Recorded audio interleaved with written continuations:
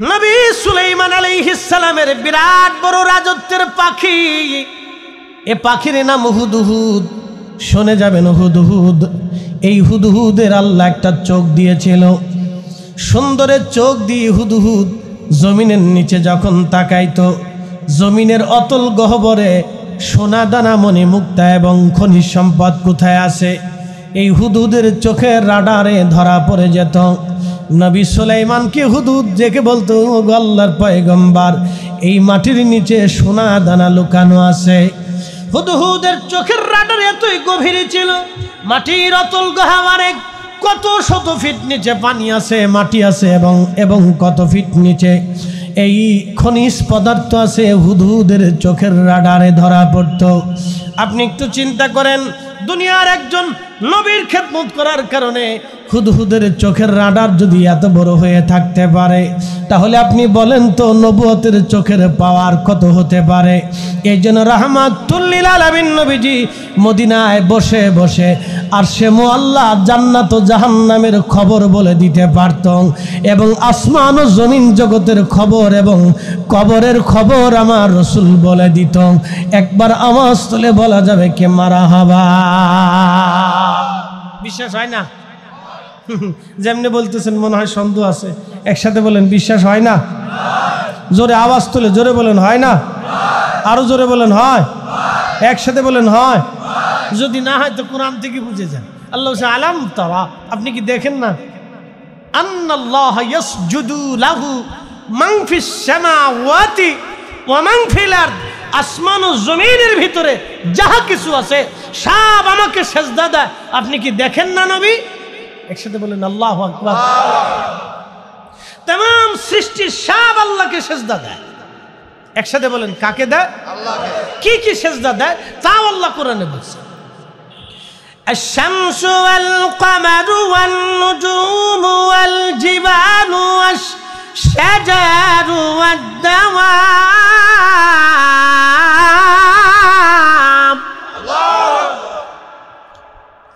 والدواب وكثير من الناس।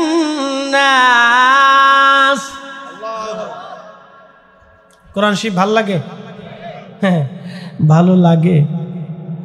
কোরআন শরীফ ভালো লাগে? কার কালাম? একসাথে বলে। কোনো সন্দেহ টন্দেহ আছে? ভুল ত্রুটি আছে? এই কোরআন আল্লাহ তার রসুলের কালবে নাজিল করছেন। 23 বছরের জীবনে 22,000 বার জিব্রাইলের আগমনে 114টি সূরার বিন্যাসে 6,666 আয়াতের মাধ্যমে আল্লাহ তার রসুলের কালবের ভিতরে এই কোরআনকে আল্লাহ জমা করেছেন। এই কোরআন কত দামি আপনাদেরকে একটু বুঝাই দিয়ে যাই। আল্লাহ তার কোরআনে নিজেই কোরআনের ওয়াজ করছেন। লাউ আনজালনা হাদাল কুরআন আলা জাবাল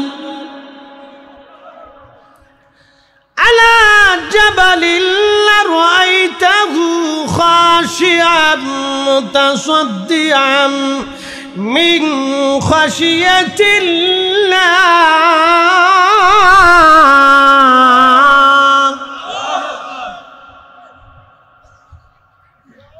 আল্লাহ বলেন, হুজুর, লাউ আনজালনা হাদাল কুরআন আলা জাবাল, কোরআন যদি আমি পাহাড়ের উপরে নাজিল করতাম, লারাআইতাহু খাশিআন মুতাসাদ্দিআন মিন খাশিয়াতিল্লাহ, আপনি দেখতেন আমি ক্ষুধার ভয়ে এই পাহাড় গলে গলে মিসমার হয়ে যাইত। এই কোরআন আল্লাহ তার নবীজির কাল মোবারকে নাজিল করেছেন। তাহলে বুঝে যান সেই কাল কত বড় ওজনওয়ালা হতে পারে। এই জন্য কেউ যদি বলে রসুল আমাদের মতো আর আমরা নবীর মতো, এটা ডাহা একেবারে মিথ্যা কথা। হ্যাঁ, বিশ্বাস হয় নাই আপনাদের? আর বুঝাইতেছি, হয় নাই, এখনো হয় নাই, এখনো হয় নাই, বিশ্বাস হয় নাই, আরো বুঝাইতেছি। সহিহ বুখারীর দিকে চলে যান। সহিহ বুখারী শরীফের একখানা হাদিস, কিতাবুস সাওমের ভিতরে হাদিসখানা নকল করা হয়েছে। আম্মা জান আয়েশা সিদ্দিকা নবীজিকে জিজ্ঞেস করলেন, ইয়া রাসূলুল্লাহ, আপনি কি বেপরি ঘুমিয়ে যান? নবীজি তাহাজ্জুদের সময় বেতের পড়তেন, তাহাজ্জুদ পড়তেন 8 রাকাত, বেতের নামাজ পড়তেন 3 রাকাত। এই মোট 11 রাকাত নামাজ তাহাজ্জুদের সময় নবীজি পড়তেন। রসুল কখনো তাহাজ্জুদ কাজা করতেন না, কারণ আল্লাহ আইন করে দিয়েছিলেন। আল্লাহ বললেন, ومن الليل فتهجد به نافلة لك عسى أن يبعثك ربك مقاما محمودا।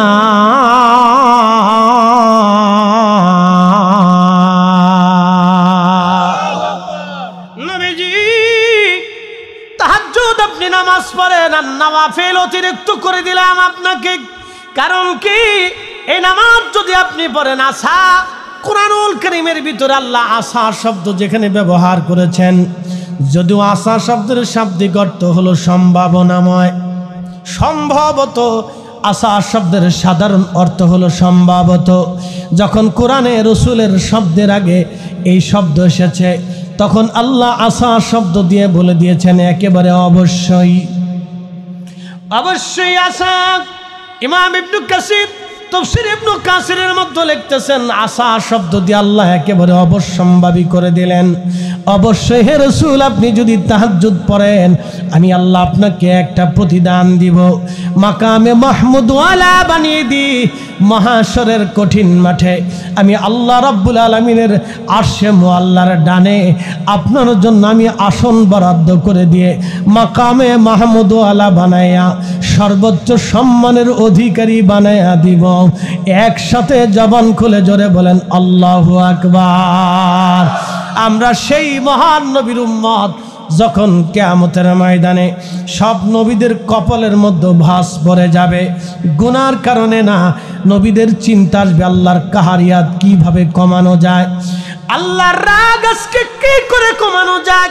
সমস্ত নবীরা সূরা তাকাসুরের তাফসীরের মধ্যে এসেছে, সমস্ত নবীদের কপালের মধ্যে ভাঁজ এসে যাবে, আল্লাহর কাহারিয়াত কি করে আজকে কমানো যাবে। ঠিক ওই সময় আমার নবীজি থাকবেন আরশে মুআল্লার ডানে, আল্লাহর দেওয়া আসনে, মাকামে মাহমুদের আসনে বসা। সবাই থাকবে সেজদার মধ্যে পড়ে, মুকাররাবিন ফেরেশতারা পর্যন্ত থরথর করে কাঁপতে থাকবে। না জানি প্রভুর হুকুম আমরা ঠিক মতো আদায় করেছিলাম কিনা। সমস্ত জিনেরা সেজদার মধ্যে পড়ে কাঁপতে থাকবে, সমস্ত মানব গোষ্ঠী সেই দিন আল্লাহর সামনে সেজদায় পড়ে থরথর করে কাঁপতে থাকবে। না জানি আল্লাহর সাথে কোন ভুল অন্যায় আজ করে ফেলেছিলাম। আহা, সেই দিন আমার নবীজি একমাত্র ভয় এবং বিহবল ছাড়া, চিন্তামুক্ত ছাড়া সেই দিন আল্লাহর আরশে মুআল্লার ডানে বসে থাকবেন। তিনি মেহবুবে আলা, তিনাকে হাবিবুল্লাহ বলা হয়, তিনি রাহমাতুল লিল আলামিন। আমরা সেই নবীর উম্মত, কথা বলেন ঠিক কিনা? আল্লাহু আকবার লিল্লাহিল হামদু বিসমিল্লাহির রাহমানির রাহিম।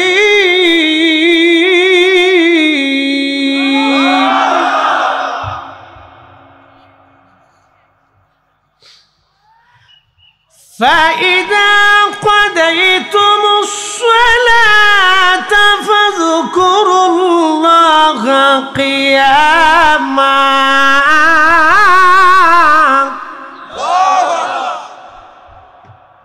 কোরআন মানেন? একসাথে বলেন কোরআন মানেন। হাত উঁচা করে বলেন কোরআন মানেন। কোনো সন্দেহ টন্দেহ আছে? ভুল টুল আছে? নেই। একসাথে বসেন, কোরআন থেকে ওয়াজ করবে আজকে। বলেন ইনশাআল্লাহ। ইনশাআল্লাহ।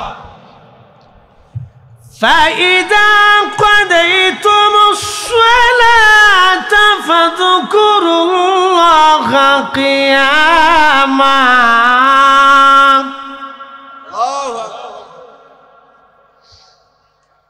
قياما وقعودا وعلى جنوبكم.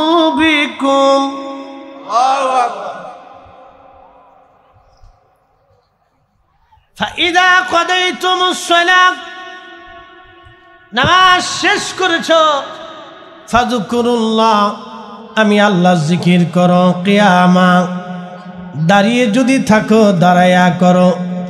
অকুউদা, বৈশা যদি থাকো বসিয়া বসিয়া করো। ওয়া আলা জুনুবিকুম, তোমরা যদি শুয়ে থাকো তো শুয়ে শুয়ে আল্লাহর জিকির করো। একসাথে হবে না? আল্লাহু আকবার। জিকির হবে কার? আল্লাহ। আমরা কার জিকির করব? আল্লাহ। কেমনে কেমনে? দাঁড়াইয়া, বইসিয়া, শুইয়া। এখানে কোনো ফতোয়া চলবে না, ফতোয়া আল্লাহ নিজে দিয়ে দিছে। এই কথা কর না কেন, ঠিক কিনা? ফতোয়া কে দিছে? দুনিয়ার আর কারো ফতোয়া না, একবার আল্লাহ সরাসরি ফতোয়া দিছে। কি কথা কর না কেন? আর কারো ফতোয়া চলবে না, এই সোজা হিসাব। হযরত সাইয়েদুনা ইউনূস আলাইহিস সালাম মাছের পেটের ভিতরে, খুবই মনোযোগের সাথে শুনবেন। বর্তমানে ওমানের একটা অঞ্চল আছে, এই ওমানের অঞ্চলের নাম হচ্ছে নিনুয়া। এই নিনুয়াতে প্রচুর পরিমাণে ফসল হয় এবং খুবই উর্বর এলাকা নিনুয়া। আরবের সব জায়গা মরুভূমি নাই, কিছু এলাকা আছে বলে উর্বর এলাকা। সৌদি আরবের একটা উর্বর এলাকার নাম হচ্ছে তায়েফ, খুব সুন্দর উর্বর এলাকা, চমৎকার ফসল হয় তায়েফে। সিরিয়ার একটা উর্বর এলাকা হচ্ছে গোলান মালভূমি। বাংলাদেশের মতো একটা বিরাট অঞ্চল মিলে গোলান মালভূমি, প্রচুর পরিমাণে ফসল হয়। এই জন্য এই অঞ্চলটাকে বলা হতো শাম। বর্তমানে জর্দান, সিরিয়া, ফিলিস্তিন পোড়া অঞ্চলটাকে বলা হতো শাম। যেখানে গাজা, এর আগে নাম ছিল আসকালান। এই গাজার এই অঞ্চলগুলিতে ছিল আগে বিরাট বড় বন্দর। বহির্বিশ্ব থেকে জাহাজ ভরে ভরে অঞ্চলে মানুষ ব্যবসা করতো আরবরা।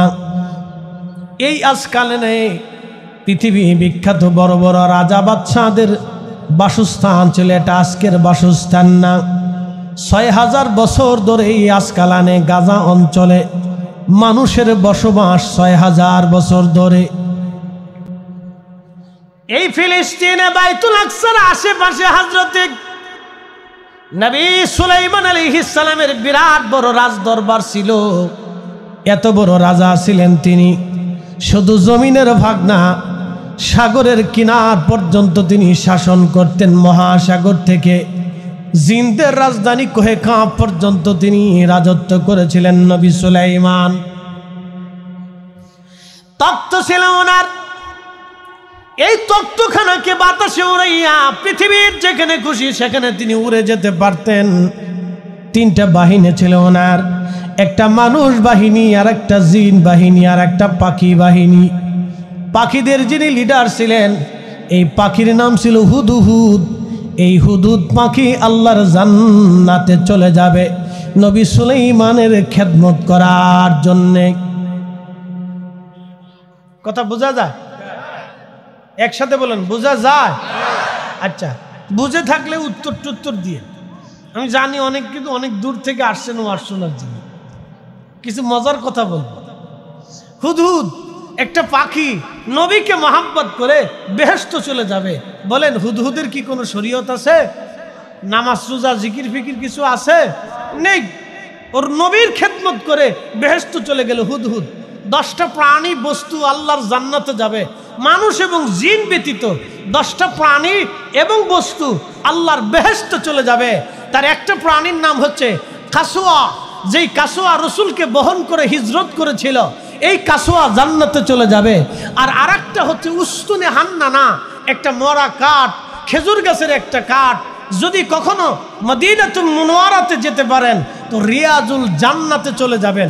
রিয়াজুল জান্নাহ নবীজির হুজরা শরীফ থেকে মিম্বর শরীফ পর্যন্ত যেই জায়গাটুকুন, এটাকে বলা হয় রাউজাতুম মিন রিয়াজিল জান্নাহ। আল্লাহর দুনিয়াতে আল্লাহ ঘোষিত একটা বেহেশতের টুকরা। এই বেহেশতের অংশটুকুন কিয়ামতের ময়দানে জান্নাতুল ফিরদাউসের সাথে, আমার রসুলের বাসস্থানের সাথে, হুজরা শরীফের সাথে আল্লাহ অ্যাড করে দিবে। একসাথে বলবেন আল্লাহু আকবার।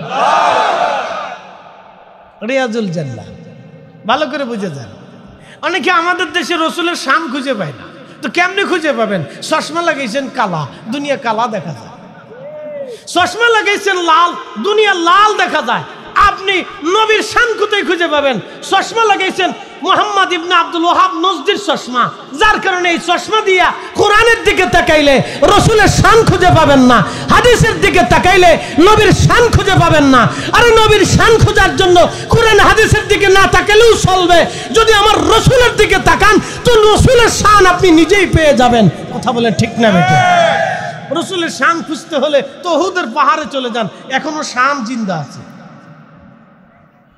অনেকে সৌদি আরব থেকে ঘুরে টুরে আসার পরে সে উল্টে পাল্টে বকতে থাকে। মাঝে মধ্যে চিন্তা করি, লোকের কি ভূতে ধরলো, না জিনে ধরলো, না শতানে ধরলো, আল্লাহ জানে।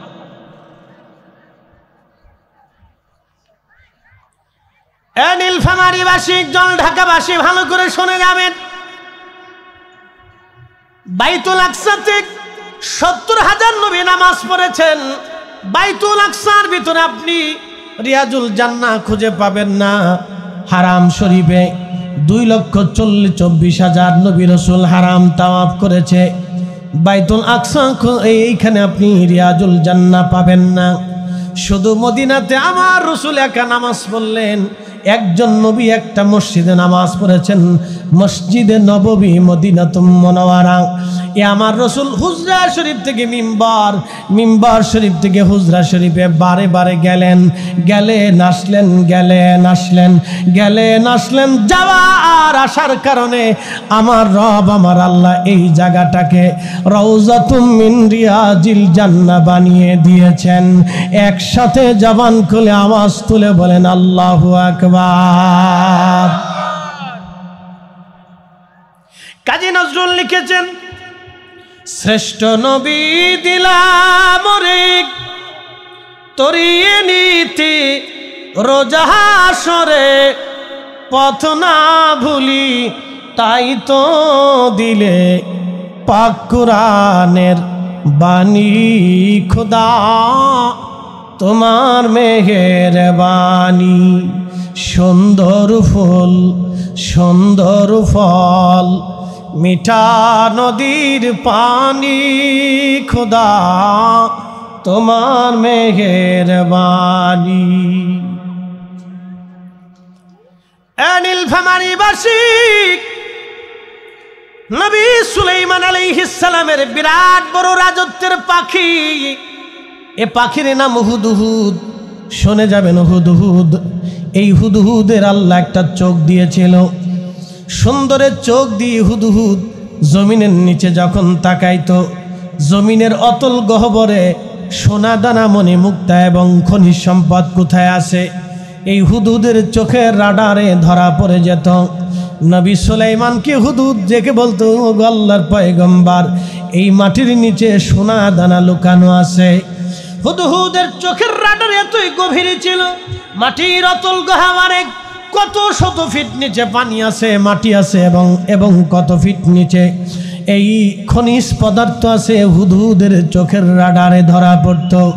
আপনি একটু চিন্তা করেন, দুনিয়ার একজন নবীর খেদমত করার কারণে হুদহুদের চোখের রাডার যদি এত বড় হয়ে থাকতে পারে, তাহলে আপনি বলেন তো নবুয়তের চোখের পাওয়ার কত হতে পারে। এই জন্য রাহমাতুল লিল আলামিন নবীজি মদিনায় বসে বসে আরশে মুআল্লা, জান্নাত ও জাহান্নামের খবর বলে দিতে পারত, এবং আসমান ও জমিন জগতের খবর এবং কবরের খবর আমার রাসূল বলে দিত। একবার আওয়াজ তুলে বলা যাবে কে মারহাবা? বিশ্বাস হয় না? যেমনি বলতেছেন মনে হয় সন্দেহ আছে। একসাথে বলেন বিশ্বাস হয় না? জোরে আওয়াজ তুলে জোরে বলেন হয় না? আরো জোরে বলেন হয়? একসাথে বলেন হয়?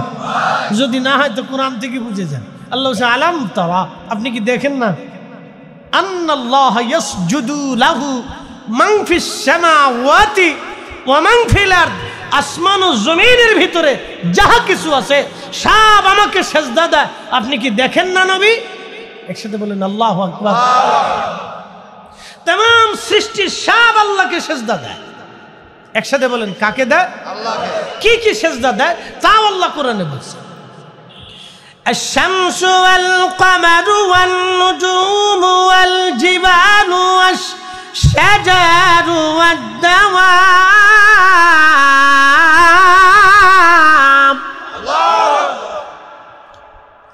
والدواب وكثير من الناس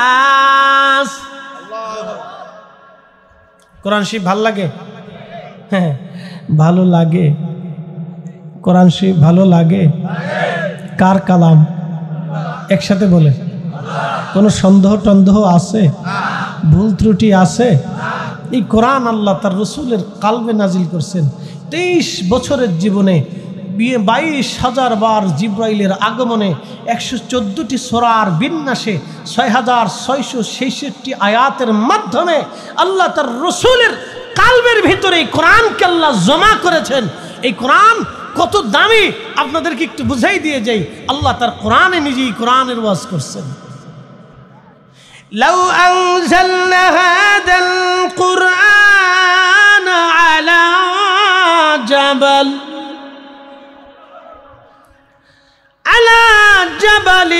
লারাআইতাহু খাশিআন মুতাসাদ্দিআন মিন খাশিয়াতিল্লাহ।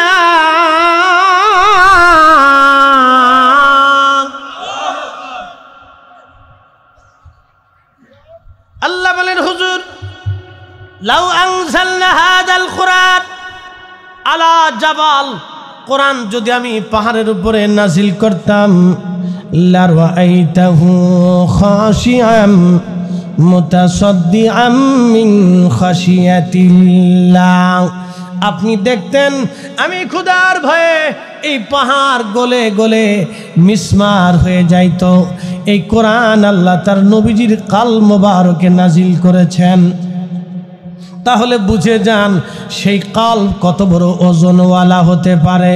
এই জন্য কেউ যদি বলে রসুল আমাদের মতো আর আমরা নবীর মতো, এটা ডাহা একেবারে মিথ্যা কথা। বিশ্বাস হয় নাই আপনাদের? আর বুঝাইতেছি, হয় নাই, এখনো হয় নাই, এখনো হয় নাই, বিশ্বাস হয় নাই, আরো বুঝাইতেছি। সহিহ বুখারীর দিকে চলে যান। সহিহ বুখারী শরীফের একখানা হাদিস, কিতাবুস সাওমের ভিতরে হাদিসখানা নকল করা হয়েছে। আম্মা জান আয়েশা সিদ্দিকা নবীজিকে জিজ্ঞেস করলেন, ইয়া রাসূলুল্লাহ, আপনি কি বেপরি ঘুমিয়ে যান? নবীজি তাহাজ্জুদের সময় বেতের পড়তেন, তাহাজ্জুদ পড়তেন 8 রাকাত, বেতের নামাজ পড়তেন 3 রাকাত। এই মোট 11 রাকাত নামাজ তাহাজ্জুদের সময় নবীজি পড়তেন। রসুল কখনো তাহাজ্জুদ কাজা করতেন না, কারণ আল্লাহ আইন করে দিয়েছিলেন। আল্লাহ বললেন, ওয়ামিনাল লাইলি ফাতাহাজ্জাদ বিহি নাফিলাতান লাক আসা আইয়াবআসাকা রাব্বুকা মাকামাম মাহমুদা।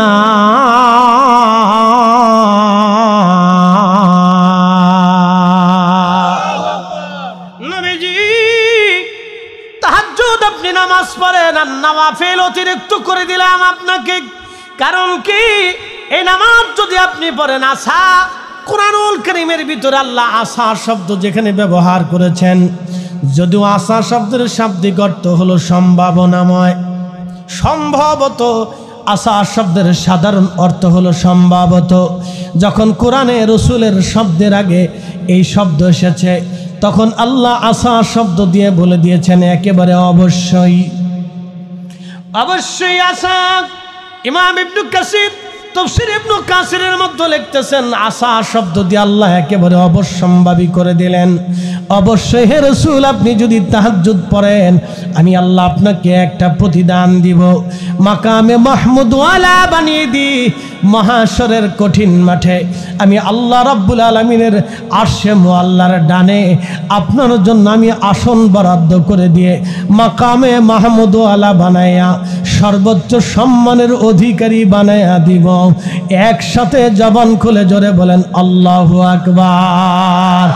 আমরা সেই মহান নবীর উম্মত, যখন কিয়ামতের ময়দানে সব নবীদের কপালের মধ্যে ভাঁজ পড়ে যাবে, গুনার কারণে না, নবীদের চিন্তা আসবে আল্লাহর কাহারিয়াত কিভাবে কমানো যায়, আল্লাহর রাগ আজকে কি করে কমানো যায়। সমস্ত নবীরা সূরা তাকাসুরের তাফসীরের মধ্যে এসেছে, সমস্ত নবীদের কপালের মধ্যে ভাঁজ এসে যাবে, আল্লাহর কাহারিয়াত কি করে আজকে কমানো যাবে। ঠিক ওই সময় আমার নবীজি থাকবেন আরশে মোল্লার ডানে, আল্লাহর দেওয়া আসনে, মাকামে মাহমুদের আসনে বসা। সবাই থাকবে সেজদার মধ্যে পড়ে, মুকাররাবিন ফেরেশতারা পর্যন্ত থরথর করে কাঁপতে থাকবে। না জানি প্রভুর হুকুম আমরা ঠিক মতো আদায় করেছিলাম কিনা। সমস্ত জিনেরা সেজদার মধ্যে পড়ে কাঁপতে থাকবে, সমস্ত মানব গোষ্ঠী সেই দিন আল্লাহর সামনে সেজদায় পড়ে থরথর করে কাঁপতে থাকবে। না জানি আল্লাহর সাথে কোন ভুল অন্যায় আজ করে ফেলেছিলাম। আহা, সেই দিন আমার নবীজি একমাত্র ভয় এবং বিহবল ছাড়া, চিন্তামুক্ত ছাড়া সেই দিন আল্লাহর আরশে মোল্লার ডানে বসে থাকবেন। তিনি মেহবুবে আলা, তিনাকে হাবিবুল্লাহ বলা হয়, তিনি রাহমাতুল লিল আলামিন। আমরা সেই নবীর উম্মত, কথা বলেন ঠিক কিনা? কিন্তু আফসোস, সেই নবীর উম্মত হওয়ার পরও আমরা মসজিদে জুতা চুরি করি। আস্তে কোন, জোরে বলেন, জোরে বলেন। মসজিদের ফ্যান চুরি হয়, মসজিদের দানের বাক্স টাকা খুলে তারপরে চোরে টাকা চুরি করে নিয়ে চলে যায়। বলেন তো, মসজিদের দানের বাক্স ভেঙে টাকা কি কুত্তায় নেয় না মানুষে নেয়? তো ওই মানুষটা কি হিন্দু না খ্রিস্টান? না, আসতে বলবেন না, জোরে বলেন। তারা কারা? মুসলমানের ভিতরে একদল আছে, তারা মসজিদের টাকা চুরি করে খায়। বলেন, ওরা যদি বাংলাদেশের অর্থমন্ত্রী বানায় দেন তাহলে কি হবে? আসতে বলকে জোরে কর। শেষ শেষ শেষ শেষ, ফাঁকা। নীলফামারীবাসী এমন একজন নবীর উম্মত আমরা হয়েছি, আল্লাহু আকবার, এত বড় মহাসম্মানের অধিকারী। আহা, কত দামি নবীর উম্মত আমরা, শ্রেষ্ঠ নবীর উম্মত আমরা হলাম। এখনো আদর্শ দিতে পারি নাই। এখানে প্রধান অতিথি মহোদয় বসে আছেন, উনি বিশিষ্ট রাজনীতি ব্যক্তিত্ব। আমরা যদিও কোনো রাজনীতি করি না, আমি কোনো রাজনীতি করি না, কোনো রাজনৈতিক দলের সদস্য আমি না, আমি একেবারে সাধারণ পাবলিক। আমি কোনো রাজনীতি করি না, কোনো রাজনৈতিক দলের সদস্য আমি না, আমি একবারে সাধারণ পাবলিক। ভালো করে শুনে যান, আমরা কবে মানুষ হব জানি না। মালয়েশিয়াতে এই যে যারা ওলি আল্লাহ মানেন না, আপনারা শুনেন, আপনাদের মতো বুকা পৃথিবীতে আছে আমি জানি না। কেন যে মানেন না আমি তাও বুঝি না, আমি তাও বুঝি না। আপনাদেরকে একটু বুঝাই। খাজা বাবা আজমিরে যদি সেই দিন আজমির শরীফ থেকে পানিপথ প্রান্তরে ধুলি নিক্ষেপ না করতে পারতেন, তাহলে আপনার 14 পুরুষ আজকে কালেমার স্বাদ পাইতো না। এই আসতে কোন কেন? হকটা ঠিক বলে উচ্চারিত করে আওয়াজ তুলে সাক্ষ্য দিতে হয়, কথা বলেন না কেন? আরে শাহজালাল ইয়ামানি মুজাররিদি সেই দিন যদি সুরমা নদীর উপরে জায়নামাজ বিছাইতে না পারতেন, তাহলে আজকের এই মাস, এই মজলিস আপনাদের নসিবে হতো না।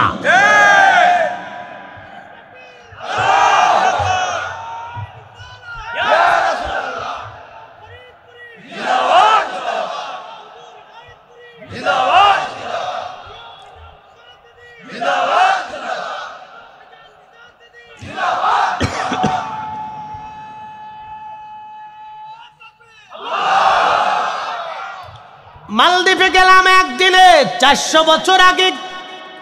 ইব্রাহিম ইস্কান্দারি রাহিমাহুল্লাহর হাতে একদিনে মালদ্বীপের সব মানুষ কালেমা পড়ে মুসলমান হলো। মারহাবা বলবেন না? না, আসতে কোন। আপনারা যে কালেমা দিয়েছে, ও দেশের বেটারা 100% মুসলমান, 100%। মালদ্বীপের আইনে ও দেশের নাগরিকত্ব পেতে হলে মুসলিম ছাড়া কেউ পাবে না। 100% মুসলমানের দেশ মালদ্বীপ, 100%। 100 জন মুসলমানের ভিতরে একজন মুসলমানের মাথায় টুপি খুব কম পাবেন। আমি 99 জনের মাথায় টুপি দেখি নাই, 99 জনের গায়ে আমি জুব্বা পাঞ্জাবি দেখি নাই, 99 জনের গায়ে সুন্নতি পোশাক দেখি নাই। কিন্তু মালে ভেজাল দেয় না, খাবারে ফরমালিন দেয় না, মিথ্যা মামলা দেয় না, মিথ্যা সাক্ষ্য দেয় না, ওরা ধর্ষণ করে না, ওরা খুন করে না, ওরা রাহাজানি করে না, ওরা চুরি করে না, ওরা মালে ভেজাল দেয় না। আর বাংলাদেশের মুসলমানরা টুপি মাথায় দিয়া মালে ভেজাল দেয়, মালে কম দেয়, মিথ্যা কথা বলে, কথা কম না। অপদার্থ জাতি, লজ্জা করে মাঝে মধ্যে, লজ্জা করে মাঝে মধ্যে, লজ্জা করে। কোন দেশে বাস করি আমরা?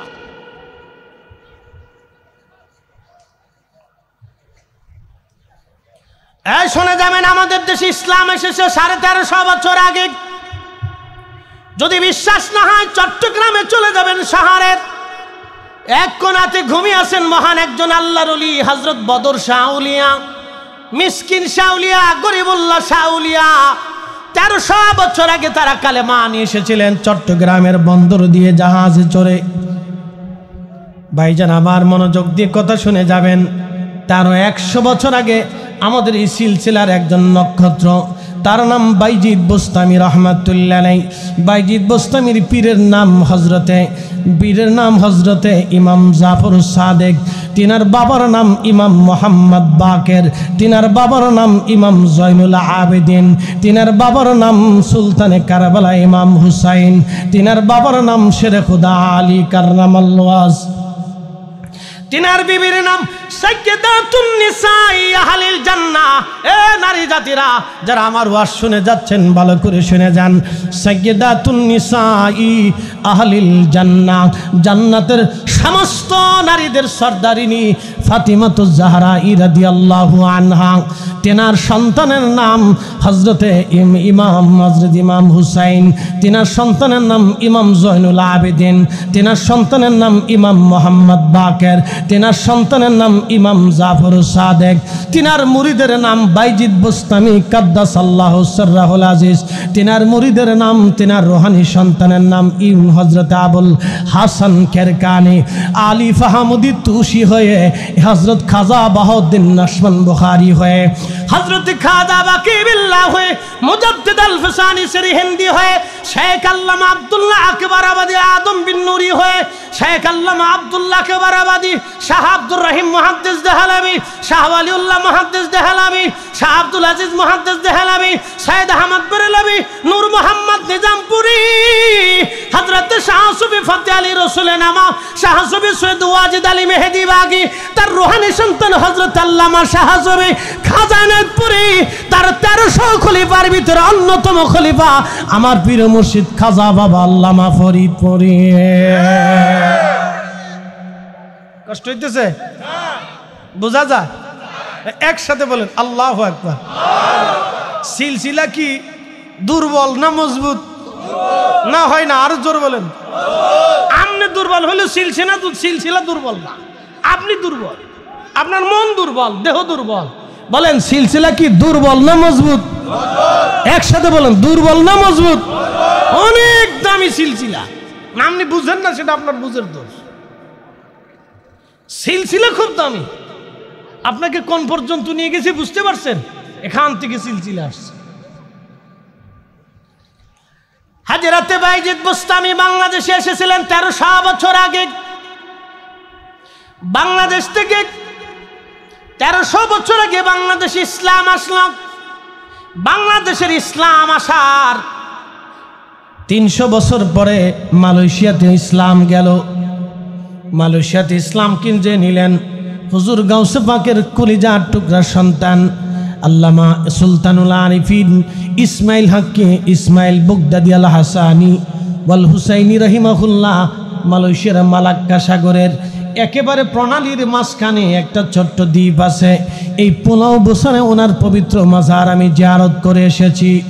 শুনে যাবেন হে নীলফামারীর মুসলমান, পৃথিবীতে ওলিরা যেখানে গেছে কালেমা আল্লাহ সেখানে পাঠিয়েছে, যেখানে ওলি গেছে সেখানে কালেমা গিয়েছে। খাজা বাবা আজমিরি একা যা করেছেন আমরা 60 লক্ষ মুসলমান আলেম ওলামা তা করতে পারি নাই। খাজা বাবা আজমিরি একা যা করেছিলেন এই ভারতবর্ষের 90 কোটি মুসলমান তা করতে পারে নাই, না পারে নাই। দেখেন বাংলাদেশে 60 লক্ষ আলেম আছে, শত শত দরবার আছে, 10,000-এর উপরে দরবার আছে, বহু ইসলামী সংগঠন আছে, আজ পর্যন্ত কালেমার পতাকা উড়াইতে পারি নাই। হুজুর কারণ কি? খালি গুতাগুতি, খালি গুতাগুতি, হেতের হেতের গুতা।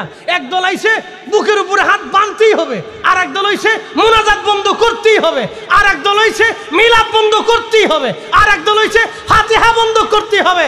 আরে মিয়া, আমার দেশে সুদের কারখানা বন্ধ করতে পারি নাই, এখনো জুয়ার কারখানা বন্ধ করতে পারি নাই, এখনো ধর্ষণ বন্ধ করতে পারি নাই, এখন আমরা বেহায়াপনা বন্ধ করতে পারি নাই, এখন আমরা পতিতালয় বন্ধ করতে পারি নাই, এখন আমরা ন্যায় বিচার প্রতিষ্ঠিত করতে পারি নাই। তোমরা এসে দোয়া বন্ধ করার জন্য, আল্লাহ দোয়া বন্ধ করার জন্য আমাদেরকে পাঠাই নাই, আল্লাহ পাঠিয়েছিলেন দোয়া চালু রাখার জন্য। কথা বলেন ঠিক না? আমরা কি দিন বুঝাইতে চাও তুমি? গুতাগুতি গুতাগুতি গুতাগুতি। এবার বুঝেন তো, 60 লক্ষ আলেম সাতা কিছু করতে পারবেন কেমনি? খালি এত গুতাগুতি করলে 60 লক্ষ আলেমের দেশে 60 লক্ষ কিচ্ছু করতে পারি। খাজা বাবা আজমিরি একা 90 লক্ষ মানুষকে কালেমা দিয়ে গেছে। একসাথে বলবেন আল্লাহু আকবার। হ্যাঁ, আসতে বলবেন না, ইতিহাস বলবেন না, সাবধান, ইতিহাস বলবেন না। ইতিহাস যারা ভুলে যায় তারা অমানুষ, ইতিহাস বলবেন না। একটা ছোট্ট দ্বীপের ভিতরে মালয়েশিয়ান সরকার হুজুর গাউসে পাকের আওলাদের মাজারকে সংরক্ষণ করে তার দরবারকে সাজায় রাখছে, ওখানেও সুন্দর করে খানা দানার ব্যবস্থা, প্রত্যেক জুমাতে রান্না হয়, প্রত্যেক দিনে রান্না হয়। জিজ্ঞেস করলাম খাবার দাবার এখানেও আছে? একসাথে বলি না আল্লাহু আকবার। না, দুর্বল আওয়াজ দিলে হবে না। আল্লাহ বড় না ছোট? কত বড়? অনেক। কত? কোন সীমানা আছে? সীমানা আছে, ডাইন বাম আছে, উত্তর দক্ষিণ আছে, দৈর্ঘ্য প্রস্থ আছে, ব্যাস ব্যাসার্ধ আছে। তাহলে বলেন আল্লাহ আকার না নিরাকার? না, জোরে বলেন, আরো জোরে বলেন। যদি বলেন আল্লাহ আকার, তাহলে কিসের মতো? টিস্যুর বক্সের মতো, না মাইকের মতো, না আসমানের মতো, না জমিনের মতো, না মানুষের মতো, না পাহাড়ের মতো? তাহলে আল্লাহ কার মতো? আল্লাহ জবাব দিছে, লাইসা কামিসলিহি শাইউন, আমি কারো মতো না, আমার মেসাল হবে না। তোমরা আমাকে মেসাল দিও না, আমার সাথে উপমা দিও না, তুলনা দিও না। এই জন্য আহলে সুন্নাত ওয়াল জামাতের আকীদা, আল্লাহ নিরাকার, আল্লাহর কোনো আকার নাই, আল্লাহর কোনো দেহ নাই, আল্লাহ দেহহীন, দেহ বিশিষ্ট না, তিনি আকারে দৈর্ঘ্যে প্রস্থে সময়ের সাথে সম্পৃক্ত না, তিনি অতীত নাই, বর্তমান ভবিষ্যৎ কোনো কাল নাই, তিনি কালের সাথে সম্পৃক্ত না, তিনি সময়ের সাথে সম্পৃক্ত না, তিনি আমাদের রব, নিরাকার। কথা বলেন ঠিক না বেটি? এখন যদি বলেন আপনি আকার, এই আকার মনে করে যদি আল্লাহর সেজদা দেন তো শয়তান কবে, বাপ রে বাপ, আমি যা 909 লক্ষ বছরে মানি নেই, তুই তার 90 বছরের জিন্দিগিতে মেনে নিয়েছিস। হিসাব করে আকীদা নিয়েন, সর্বনাশ হয়ে যাবে। শোনে যাবেন, বাংলাদেশের 300 বছর পরে কালেমা গেল মালয়েশিয়াতে। হুজুর মহিউদ্দিন আব্দুল কাদের জিলানীর কলিজার টুকরা বেটা, রসুলের আওলাদ, নবীর বংশধর সুলতানুল আরিফিন ইসমাইল বগদাদি আল হাসানি ওয়াল হুসাইনি, আমি তার মাজার জিয়ারত করে এসেছি। কতই চমৎকার সুন্দর খাবার দাবারের ব্যবস্থা সেখানে এখনো আছে। আমি দেখেছি সেখানেও মিলাদ কিয়াম হয়। শুধু বাংলাদেশে এটা নিয়ে বিরাট পাড়াপাড়ি। আমি নিজের চোখে দেখেছি। ইমাম সাহেব হুজুরের সাথে ওই মসজিদে নামাজ পড়েছি, যে মসজিদ 900 বছর আগে করা হয়েছে, সেই মসজিদে আমি ইমাম সাহেবের সাথে নামাজ পড়েছি। নামাজ পড়ার পরে ইমাম সাহেব আমাদেরকে নিয়ে মিলাদ শরীফ পড়লেন। ও দেশে পাড়াপাড়ি নাই। আমি গিয়েছিলাম পুত্রজায়া, মালয়েশিয়ার গভর্নর অর্থাৎ মালয়েশিয়ার পার্লামেন্টের সামনে একটা মসজিদ আছে, পুত্রজায়ার সেন্ট্রাল মসজিদ। ওদের প্রশাসনিক এলাকায় পুত্র জায়াটা খুব সুন্দর করে সাজানো। বাংলাদেশের ছয় বছর আগে তারা স্বাধীন হওয়ার পরে এত সুন্দর দেশ তারা বানাইলো, আর আমরা স্বাধীনতার এত বছর পরেও আমরা দেশ সাজাইতে পারি নাই। এখনো গুটাগুটি গুটাগুটি গুটাগুটি, এখনো পারি নেই। ওদের দেশ দেখলে আর আমাদের দেশে আসলে লজ্জা করে। চিন্তা করি, হারে কোন দেশ থেকে কোন দেশে আইছি। দেখেন না, বিমানবন্দরের কার্গো স্থান একেবারে বাংলাদেশের কি বলে মগজের মতো বিমানের, যেখানে হাজার হাজার বিলিয়ন ট্রিলিয়ন কোটি টাকার সম্পদ জমা হয়। বুঝতে পেরেছেন, 1 লক্ষ কোটি টাকার ক্ষতি হয়েছে মিনিমাম। 1 লক্ষ কোটি একবারে মিনিমাম। আমি পুরার সাথে বলেছিলাম যে মিনিমাম 1 লক্ষ কোটি টাকা বাংলাদেশের পুড়ে গেল আজ, একবারে মিনিমাম 1 লক্ষ কোটি টাকা। 1 লক্ষ কোটি টাকার সম্পদ যেখানে জমা থাকে সেখানে একটু পানি মারার মতো ব্যবস্থা নেই। ইস, মাঝে মধ্যে দেখলে লজ্জা করে যে কোন দেশে বাস করি, সেখানে একটু পানি মারবে সেই সিস্টেম পর্যন্ত রাখে।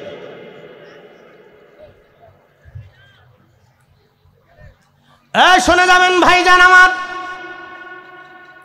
মালয়েশিয়ার সে আল্লাহর ওলির মাজার শরীফে জিয়ারত করার আগে সাগরের ঘাটে আমি ওয়াশরুমে গেলাম, পেশাব করে ওযু করে স্পিড বোটে আমরা উঠব। তা আমরা সবাই, আমার সাথে গাউসিয়া কমিটির ভাইরা, সুন্নি ভাইরা ছিল। আমার ভাইরা আমাকে নিয়ে গেল। ওয়াশরুম থেকে ফেরার পথে দেখলাম ছোট্ট একটা টেবিল পাতা, টেবিলের উপরে সুন্দর করে একটা বক্স রাখা, বক্সের ভিতরে সবাই রিঙ্গিত রেখেছে, টাকা রেখেছে। ওদের দেশের 1 টাকা আর আমাদের দেশের প্রায় 30 টাকা। তাহলে বুঝেন কত উন্নত আমরা, কত উন্নত হয়েছি। শোনেন, খালি টাকায় উন্নত হয়েছি না, কত উন্নত হয়েছি আমি আপনারা দেখাচ্ছি, ঘটনা শোনাচ্ছি, শুনে যান। তো সুন্দর করে বক্সের মধ্যে টাকা রিঙ্গিত পড়ে আছে, অন্তত কয়েকশো রিঙ্গিত হতে পারে, কয়েকশো রিঙ্গিত এখানে পড়ে আছে। আমি বললাম কি ব্যাপার, এখানে কি ভিক্ষা ওঠায় নাকি? বলে না হুজুর, ভিক্ষা না, আপনি যে ওয়াশরুমে গেছেন সেই জন্য টাকা দিতে হবে। আমি বললাম কত দেওয়া লাগবে? বলে 1 রিঙ্গিত, 1 রিঙ্গিত দিয়ে দেন। তো আমি 1 রিঙ্গিত দিলাম, বাংলাদেশের প্রায় 30 টাকা।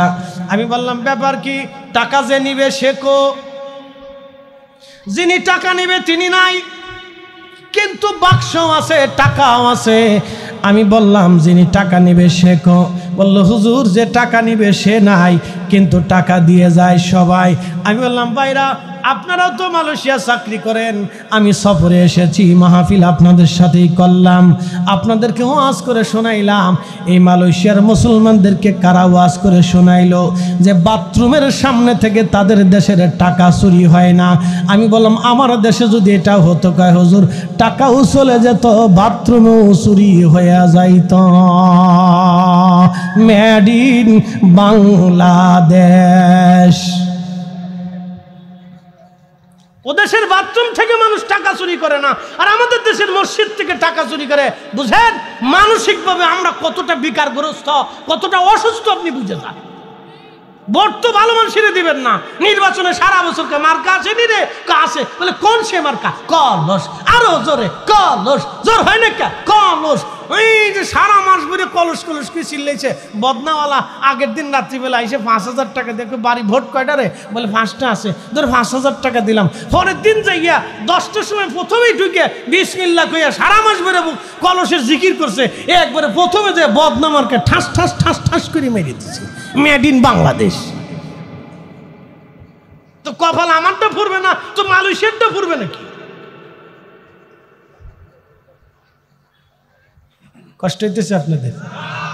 চলবে না বন্ধ হবে? বেজার টেজার হইছেন? আগেই কইছি আমি কোনো রাজনীতি করি না, এই জন্য বদনার কলসি মেরে দিছি। যান কেন, কোন মার্কার কথা বলবো, কোন মার্কা বেজার হবে দরকার নেই। আমার কোনো মার্কা টার্কা নেই, আমার একটাই মার্কা, বিসমিল্লাহি ওয়া আলা মিল্লাতি রাসূলিল্লাহ, নবীর দল। কথা কন না, ঠিক কেন?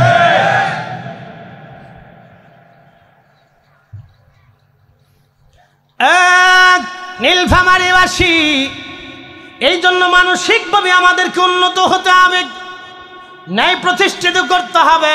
আল্লাহর নবী বলেন আমার উম্মতরা কিয়ামত দুনিয়াতে আসবে, ইযাস সামাউ ফাতারাত ওয়া ইযাল কাওয়াকিবু তাসারাত ওয়া ইযাল বিহারু ফুজ্জিরাত ওয়া ইযাল কুবুরু বুসিরাত।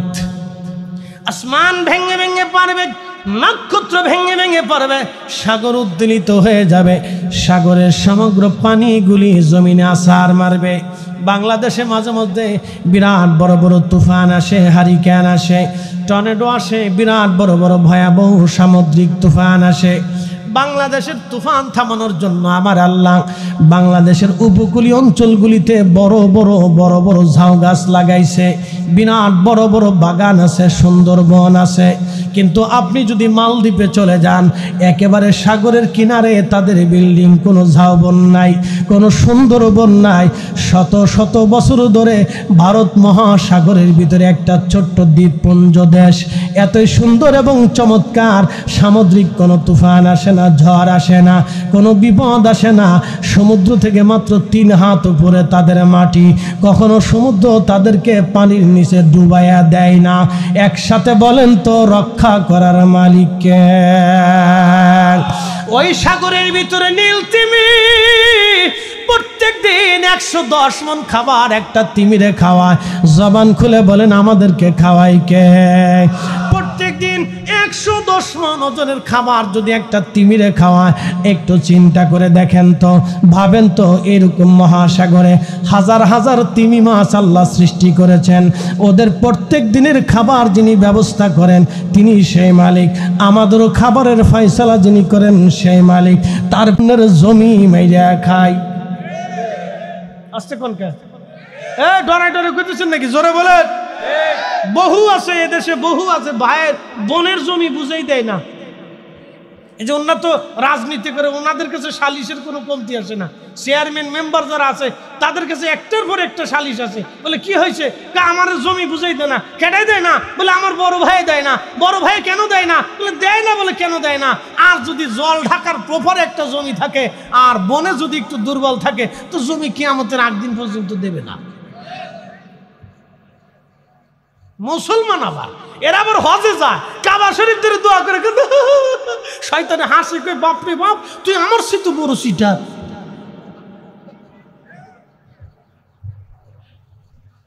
আমি যা যা বলতেছি একবারে ডাইরেক্ট অ্যাকশন বলতেছি। কথা সুন্দর কিন্তু তিতে শোনা যাবে, কথা সুন্দর তিতে শোনা যাবে।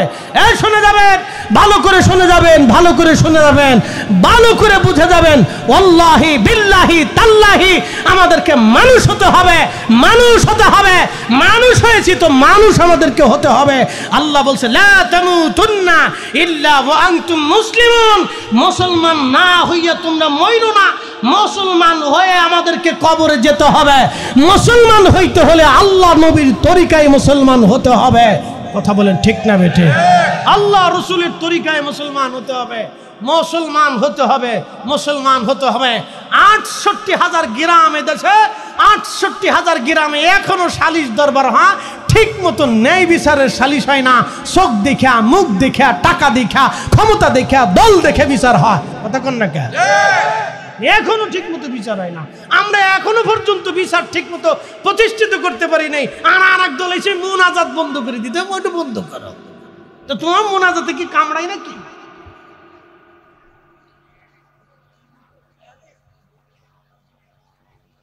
কষ্ট হইতেছে আপনাদের? শক্ত কি বেশি বলে ফেললাম? আমি শক্ত বলি না, বেশি শক্ত বলি না।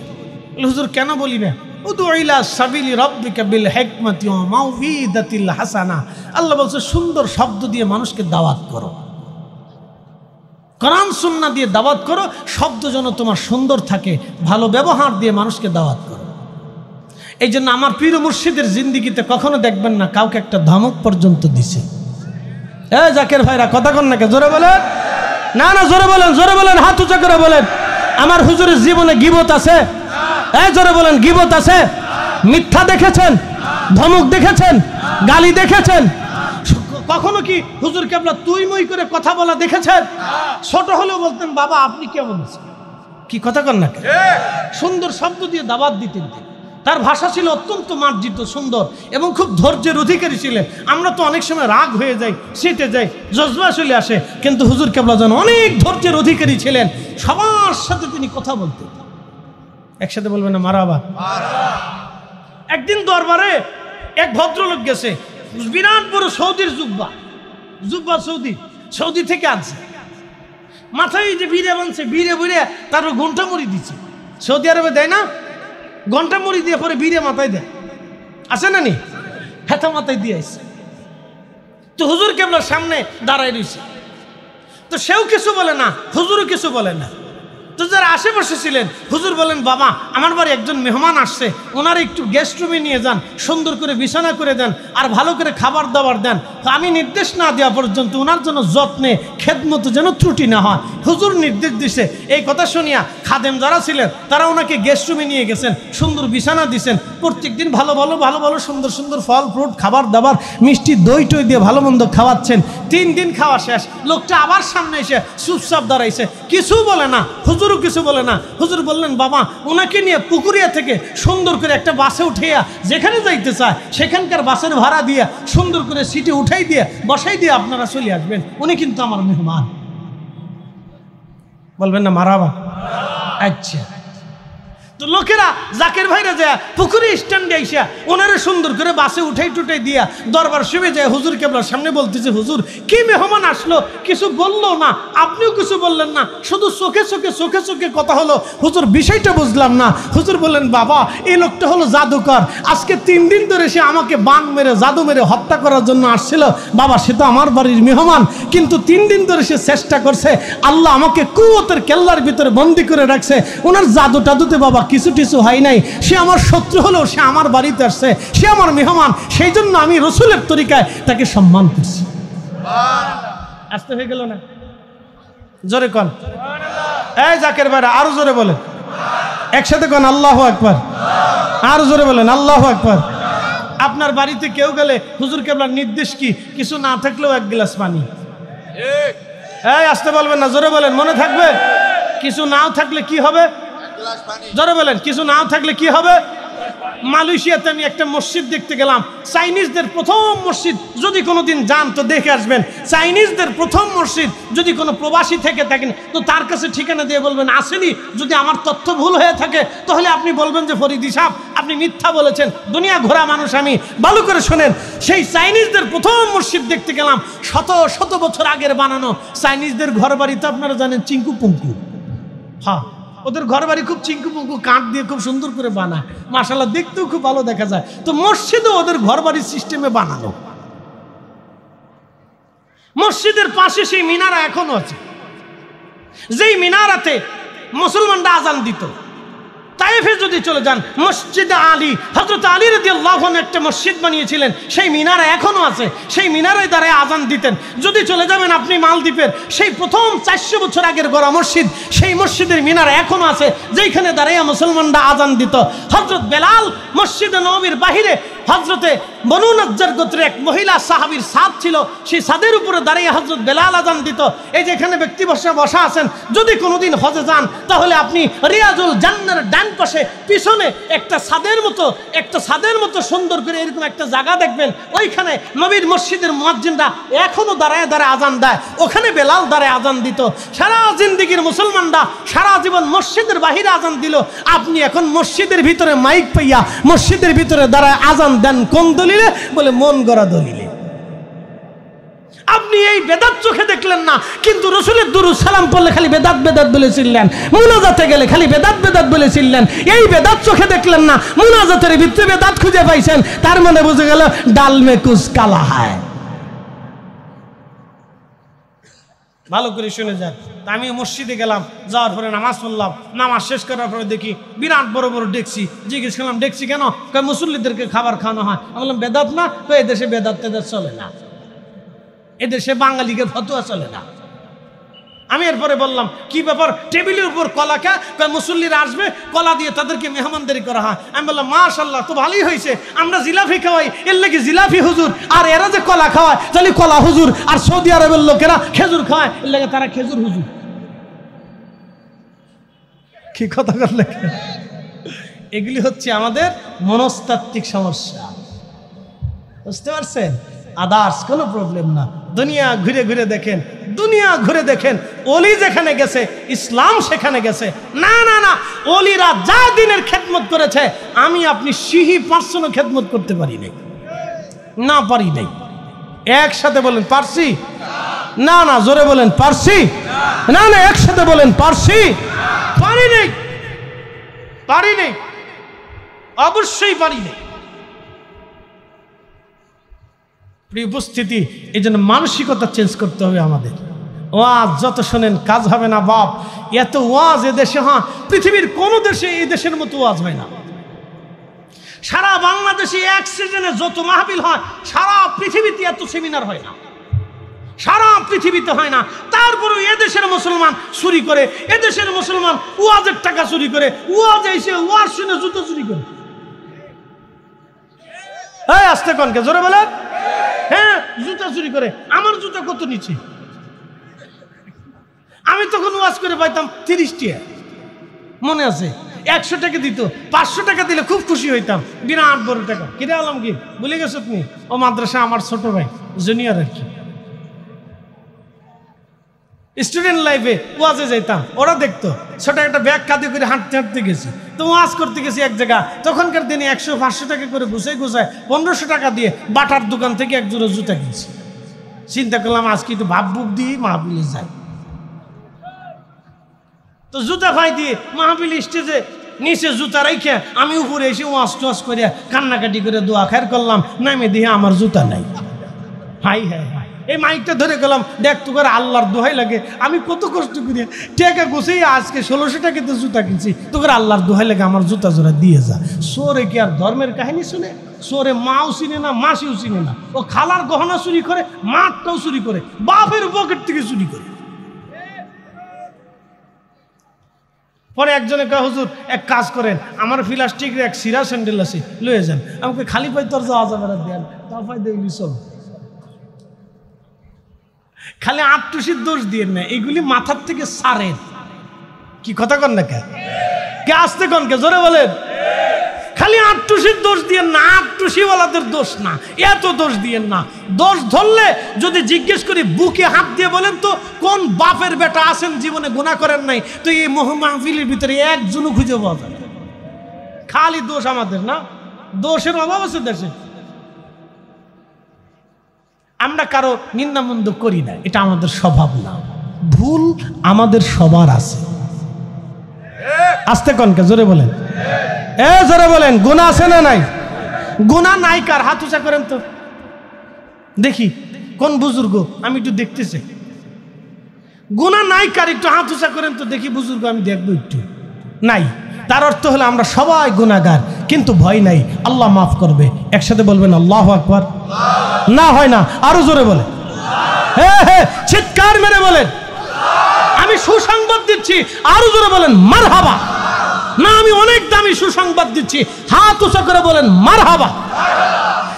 قل يا عبادي الذين اسرفوا على أنفسهم لا تقنطوا من رحمة الله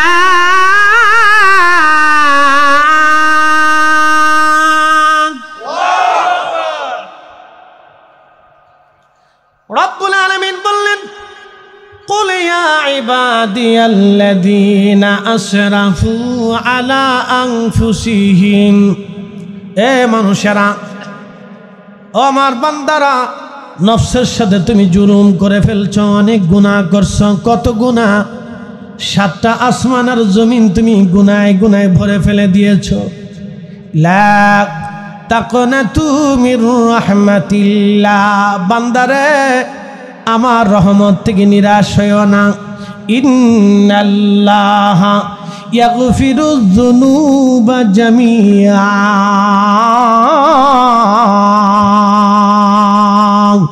নিশ্চয় আমি রব্বুল আলামিন তোমাদের জীবনের সমস্ত গুনাহগুলি আমি আল্লাহ মাফ করে দিব। একসাথে চিৎকার মেরে জোরে বলেন আল্লাহু আকবার। কখনো তোমাকে যদি ভুলি, হেদায়েতের আলো জেলে নিও কাছে তুলি, কখনো তোমাকে যদি ভুলি, হেদায়েতের আলো জেলে নিও কাছে তুলি, ঠাই দিও প্রিয়তম ওগো মহিয়ান, তুমি রহমান তুমি মেহেরবান। অন্ধ গাহে না শুধু তোমারি গুণগান, অন্ধ গাহে না শুধু তোমারি গুণগান, বুঝেও বুঝে না তবু শান, তুমি রহমান তুমি মেহেরবান।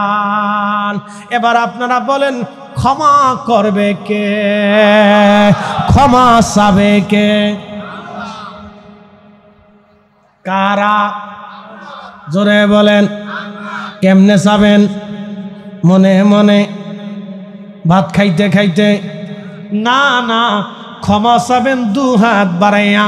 আল্লামা ইমাম জাহাবি, দুঃখিত আল্লামা ইমাম আবুল ফারাজ ইবনুল জৌজি বিশ্ববিখ্যাত তার কিতাব উয়ুনুল হাকাতের মধ্যে লেখেন, হযরত নবী সুলাইমান আলাইহিস সালামের জামানাতে বৃষ্টি হয় না, বৃষ্টির অভাবে পুরা ফিলিস্তিনের মানুষের কষ্ট হচ্ছিল, ফসল নষ্ট হয়ে গেল, গাছগুলি দুর্বল হয়ে গেল, ঘাসগুলি মরে গেল, উট দুম্বা ছাগল ভেড়ার কষ্ট হচ্ছিল।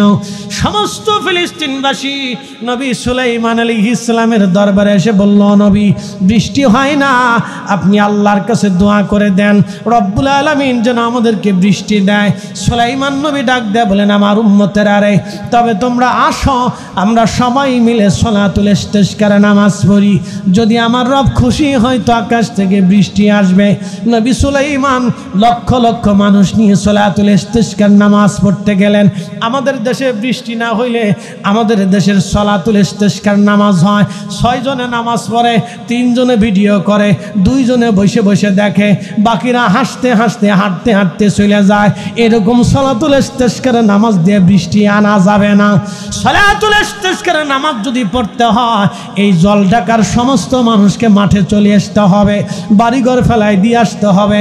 আর বাংলাদেশে বাড়িঘর ফেলায় যদি আপনি আসেন, তাহলে কিছু চোর ওই বাড়ি থেকে গরু চুরি করে নিয়ে যাবে। একবারে চোরার ঘরে চোরা, 23 চোরার চোরা। কি ওয়াজ করবো এ জাতির সামনে? এ জাতি এত পরিমাণে চোর হয়েছে। কালকে মাহফিল করলাম ভাইজান লালমনিরহাটের ভোটমারি, নাম শুনবেন। আমি ওয়াজ করতেছিলাম, রাত 2টা পর্যন্ত ওয়াজ করছি, 12টার সময় মাইক ধরেছি, রাত 2টা পর্যন্ত ওয়াজ করার পরে লোকেরা কা হুজুর কাজ হয়ে গেছে। কি ওয়াজ করলাম? আমি বললাম কারণ কি? এক মহিলা বাড়ি ঘর তালা দিয়ে মাহফিল শুনতে আসছিল, তার বাড়ির 3 ভরি গহনা চুরি করে নিয়ে চলে গেছে। আমি বললাম এ দেশে চোরের খনি, শুধু চোর আর চোর, 14 গোষ্ঠী চোর। ওয়াজ শুনেও মানুষ শান্তি পায় না, চোরের সুযোগ পায় এদিক দিয়ে ওয়াজ হবে, ওই দিক দিয়ে চুরি করব। কথা কন না কা?